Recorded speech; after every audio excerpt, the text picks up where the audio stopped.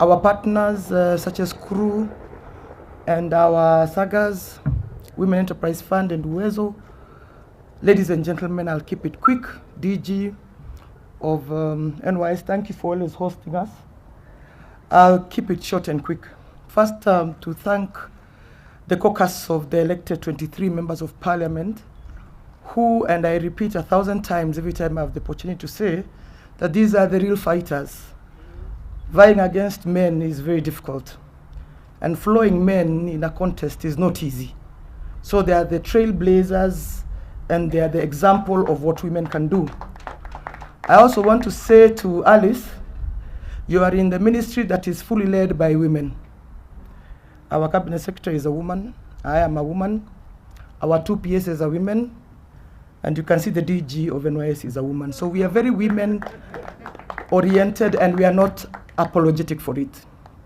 I just want to say one thing, because my CS will speak mostly about what we are doing here today. And I want to go straight to the point that Alice, you've mentioned yourself. Alice and I, on the women agenda, cannot be separated. Alice and I, and many of the women seated here, on the women agenda cannot be separated.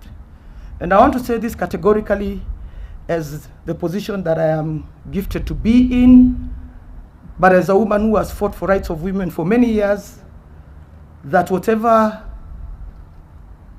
political dispensation, whatever time of legislation and policy making, as the women of Kenya who hold leadership positions, either by election or appointment, have the burden not to erode the gains that we have made in gender and women empowerment that was done by women who came before us.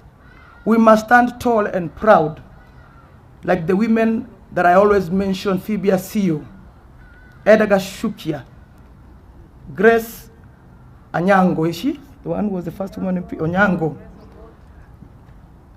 Julio Giambo, Grace Ogot, yes, you said. Nyiva Mwendwa. Women who, when it was not right to be women in politics, they came, they opened the door. Hence today, in parliament, we can boast of a number of beyond 85 women sitting in that house. And so, my cabinet secretary always asks me, my CAS, when you are done, what will the women of Kenya say that you did for them? And that is always what is in my head. So Alice, politically, it's not a must we're in the same boat. In fact, it can't work. We want women in all these boats, because whichever boat will reach, we don't know. I know my boat will reach. Alice could be convinced it will be her boat. But in that boat, we must not let the gains of women be eroded. And Madam CS, I see this with conviction, because I am a proponent and a supporter of the handshake.